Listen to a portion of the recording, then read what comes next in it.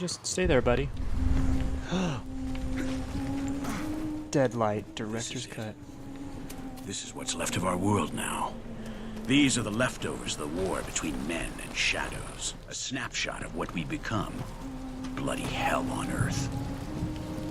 Deadlight is an action 2.5D puzzle platforming survival horror with zombies set in the mid-1980s Seattle. Developed by Tequila Works, this game was originally exclusive to the Xbox 360 but is now available on PC, Xbox One, and PlayStation 4.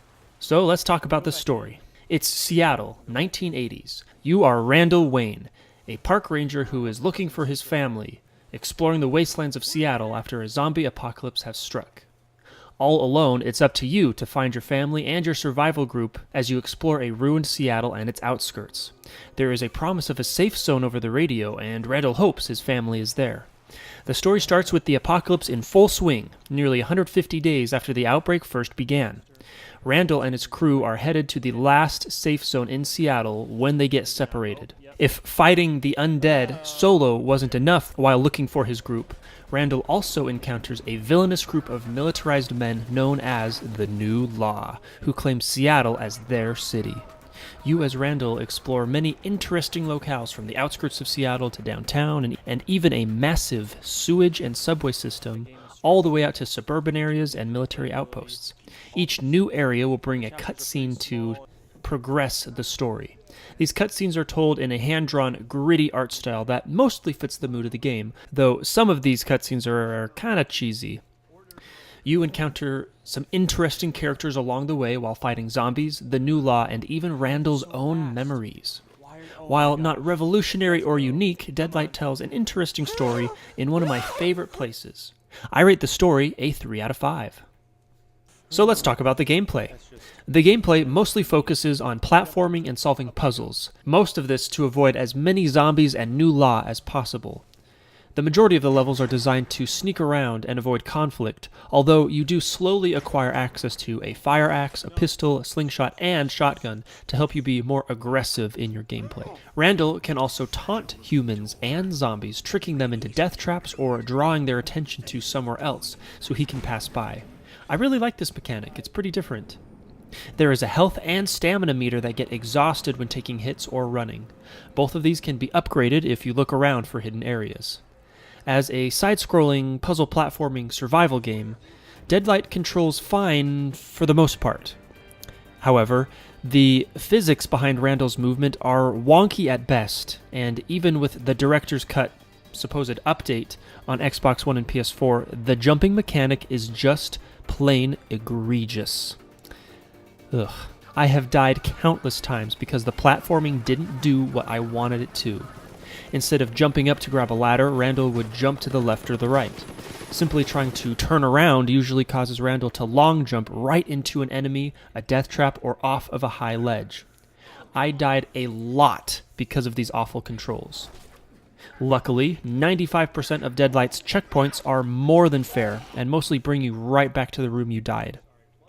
While there are lots of ways to explore the apocalypse, most of the gameplay experience is just crippled by oversensitive controls and janky jump mechanics.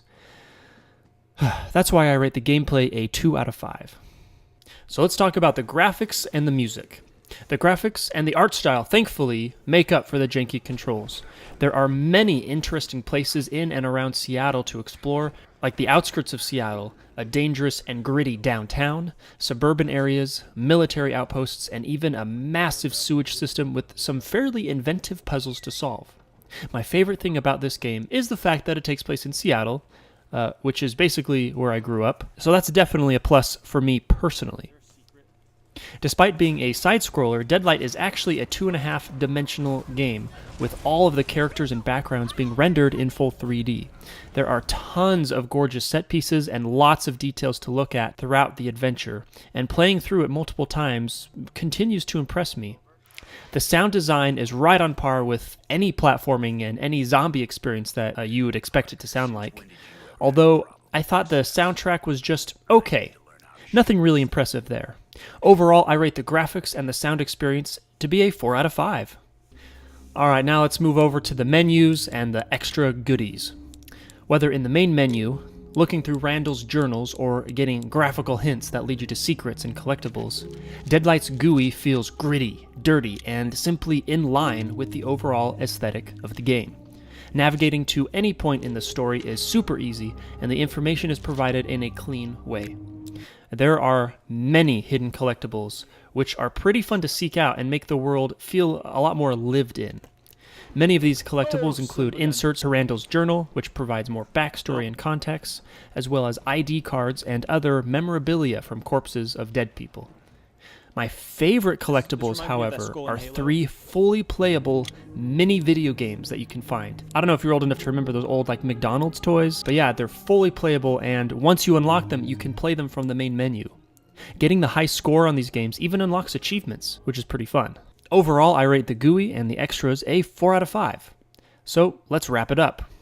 I love the concept of zombies in Seattle, and the story, the graphics, the atmosphere, and the incredibly forgiving amount of checkpoints and extras make this game mostly enjoyable. However, the janky controls and abysmal jumping mechanics cause the replay value and overall experience of Deadlight to suffer tremendously. If these weren't a problem, I would not hesitate to recommend anyone to buy this game. But as a result, overall, I rate Deadlight a 2.5 out of 5.